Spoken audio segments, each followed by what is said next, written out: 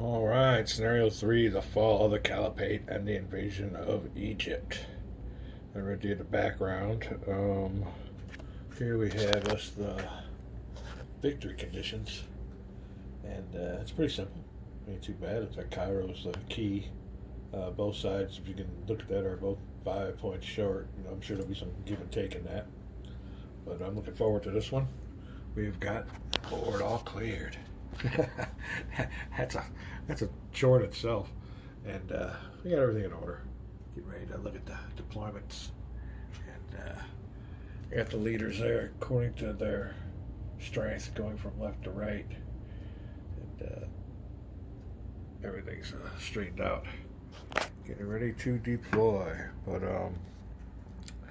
we're going to add. We got the new cards here for the scenario specific cards. We'll have to reshuffle the deck, check out the old cards. I had something to say on that last scenario, I think, but now I forgot what I was going to say. Huh. All right, well, we're looking forward to this one. This one is a, let's see, scenario C is, what the heck? All right, here we go.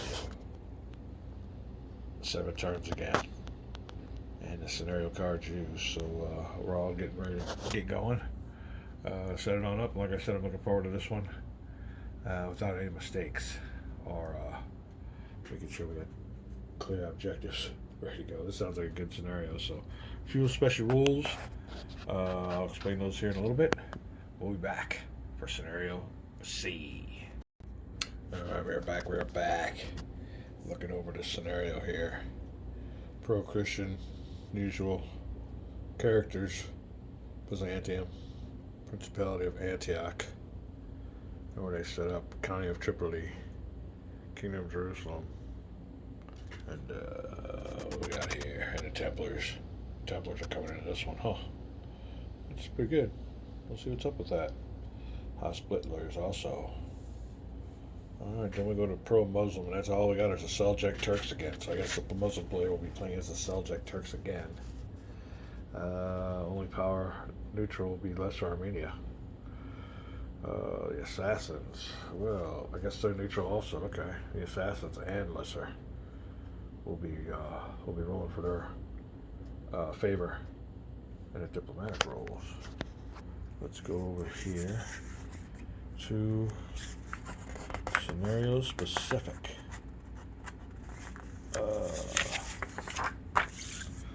Special. Now here's about the Fatimids. They control Egypt home province, Egypt. Where they're set up their castles. Huh. Alright, well here's the two sides, I guess. Shawar and Durgam.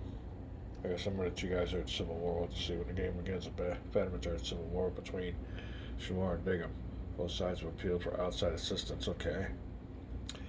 Either player can come to the aid of either party by entering Egypt with an army. At that moment, he gains control of either Shawar or Durgam. So all I have to do is get into Egypt. Pick whatever side I want. Huh. Me or the Seljuks. The other player gains control of the other leader and units. It is dropped off by either leader or neutral. Huh?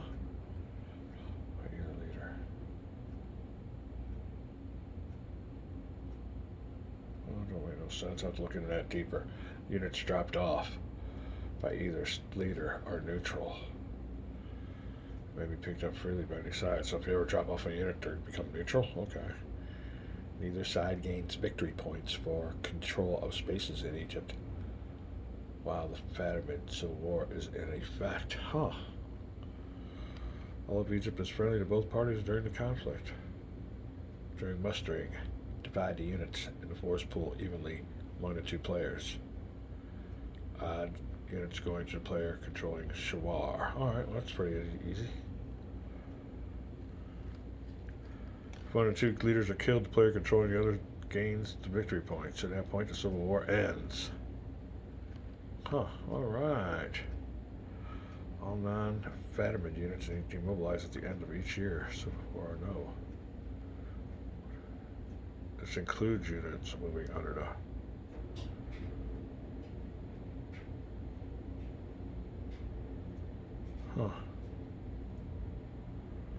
Rule, ignore the leader losses rule for Fetterman leaders. Yeah, for leader losses. Huh. Special rules for the Templars and Hospitallers. Templars did not. Anti-hacking will never go pro-Muslim. The Fickle Fetterman card may not be played on the last turn to prevent the player losing simply due to luck. Okay. And of course we got us some nice dogmen. Dogmen in the medieval times and dogmen today. It's always weird. Alright, well we got some more stuff here I'm going to read on over. Won't bore you with it. But, oh, that's what I remember what I was going to tell you about. Was the aftermath. In my lame game, the Muslims lost, but in this one, he did strike Edessa, which was we were supposed to do at the beginning, and he took it. So Muslims won. When I'm in control, the Muslims lose. We'll see if we can do better this time. We'll be back. All right, we're back. I'm ready to start the scenario. I want to make a couple notes though before I started. Some things I noticed. The first one was really glaring, and I've been through the scenario and everything. See if maybe I missed something, but Edessa sticks out like a sore thumb from last scenario. I don't know if it's. They said the North was too strong to attack, but yeah, I don't know. I don't understand. Maybe those 3 victory points are already considered to be Muslims' victory points. Let's look over here real quick.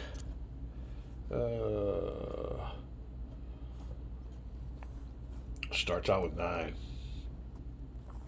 and he needs 14 for a victory. Let me count up all his victory points locations, and maybe this 9 is included. Because I was going to say, nobody's there. And well, let me look and see. County of Edessa. He's got a bunch of units around there. Is that his? Let me count that real quick. I'll be right back. Okay, yeah, we're back. That's what it is. His victory points, they start with 9, and he gets 3 here for Damascus, 3 for Aleppo, and 3 for Edessa. Although we don't have it garrisoned. Remember, like the old rules say, never leave a city ungarrisoned. And I've done checked the scenario rules, and there's nobody there. So, all right, that's the first thing. Second thing. Oh shoot! Hold on a second. All right, sorry about that. But anyway. Here you have your 2 sides with the whole scenario's about at war with each other. The old Durgam. And down here in a castle, I guess Durgam's, he's got the big city of Cairo. And down here's the other faction. And that is Shawar. And he's down there in Minya. Alright, when you look around here, and the rules state that whoever crosses this line first gets to choose which forces he wants to ally himself with. I'll have to look at their strength. I think they're both evenly strength. I'll have to look at the leader's strength. Oh, come on. Oh, this thing here must be messing with it. And find out which one would be the one to choose. Another thing is, you know, you got your little line here. And the rules state whoever crosses it first gets the choice, which makes it pretty attractive. But, what was I going to say? Well, number one, you're looking to see who can get there first. And there's no way, I don't think the Muslim player can get there first. But this is what I wanted to say. I forgot all about it. This is a game where the initiative, the first, whoever draws the card first, you know, really has a lot to do with it.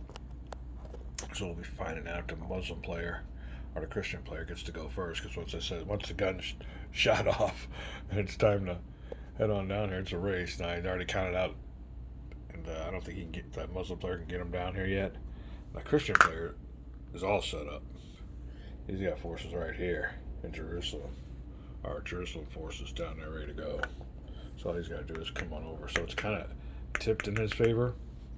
Another thing about this game is they always tell you at the beginning of the scenario, whatever leader's got the lowest battle rating or strategic rating goes first. Well, they know that before, so why don't they just put it on there for you? They make you do the work and look at the. I mean, it ain't gonna change. It's the beginning of the scenario. It's what they're all set up. So somehow the hidden leader's here, but they won't let you know who it is. You have to figure it out. So whatever. Yeah, I was just thinking about that. He keeps on saying, "Well, whoever's got the well, you know which one it is. Just tell us. Is there any way it's going to change during the setup? No. So whoever the initiative, whoever gets the initiative on this first scenario is really going to come out with the advantage. And if it happens to be the Christian player, well, it's already given that he's going to choose the side. Seems to be a little bit tilted towards the Christian player, I think, a little bit.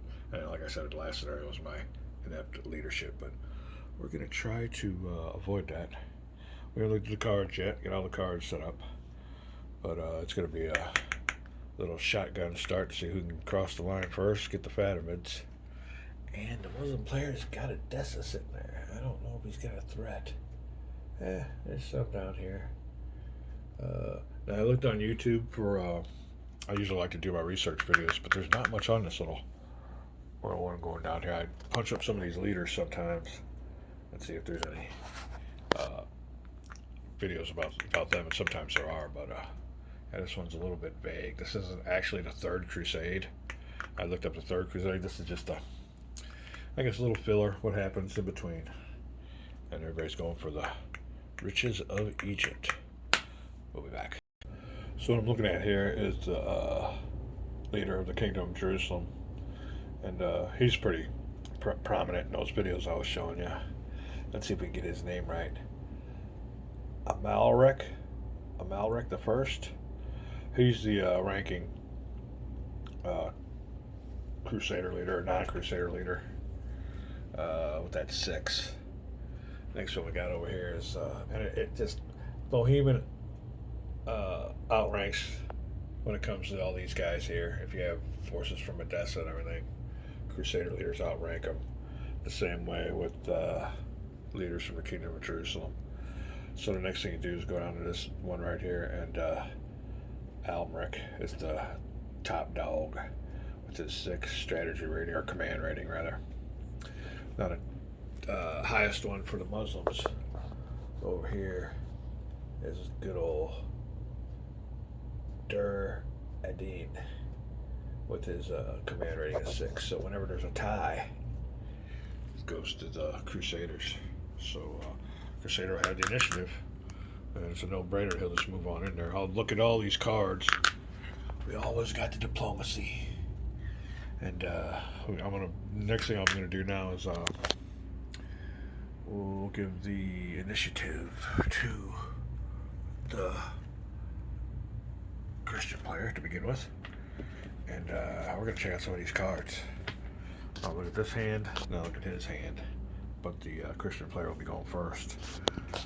Like I said, I think I got everything covered. We're by the book, and we'll be right back. Alright, well, I'm looking into these rules on this scenario-specific stuff, and you can't get any victory points while the Civil War is still in place, and the only way you can stop the Civil War is by killing the opponent's leader. So, yeah, no victory points for anything around here. You gotta figure out a big strategy with this scenario too, so it's gonna be a while before I make any moves. I looked at the cards. He's got some nice event cards here. These cards are events I really ain't gonna do much with, but then I got a diplomacy card, and diplomacy is probably something you want to start with right away. There's just so much to do in this game, which makes it really fun. I like it. All kinds of options. So the Christian player, what card do you play? Do you play an event? Do you just move a leader? He hasn't got any leaders with him. So I'd have to make a vassal move with him. And he's not that strong, so, if you can get across there, though, real quick. The Fatimids are mine, so I guess the next thing to do is to find out which side I want to choose, and go on from there. So that's what we're looking at. We will be back. So if you look at the board, it's kind of strikingly obvious. The Crusader players or the Christian players at a manpower disadvantage. Unless I want to leave some of my cities ungarrisoned or seriously undermanned, the Christian player really don't have no forces. I got a bunch of Kingdom of Jerusalem uh, forces in there, but they're Templar and Hospitaller. I don't think they can go into the Fatimids. The old King of Jerusalem, he's got some forces, but does he want to leave his city abandoned? The only thing I can see forces in here is Lesser Armenia. I'll have to play them with the diplomatic card. And then get them down to Tarsus or some kind of port to get them down here. Now, the thing of it is, on the other hand, the Muslim players got the cavalry. You know, big old cavalry army there. Mosul getting ready to come down. So he has definitely got the manpower. If we do get the Armenians, do we go for the low-hanging fruit? That is Edessa. And of course, it all comes down to the card play. You might want to get forces from there down to here, but is it within the cards you've been dealt? And so on and so forth. Oh, another thing. I was watching the old, No Enemies Here. Yeah, and he was talking about a tournament with the Army Military Academy or something like that. War College? Something to do with the Army. I don't know if it's really official or if it's just their name. But they're having a tournament with a game called the Battle of Moscow. I think that's what it is. Yeah, the Battle of Moscow or something like that. But anyway, I signed up for it. So if any guys want to maybe play a game, they're having it on Vassal. I have to download Discord. I don't know much about Discord, but I will be under the name of Patton's Best. And it's a basic game. There's nothing really hard about it, which is, probably a good thing. It's more of a Africa core. I don't know if you're familiar with that level. Very basic.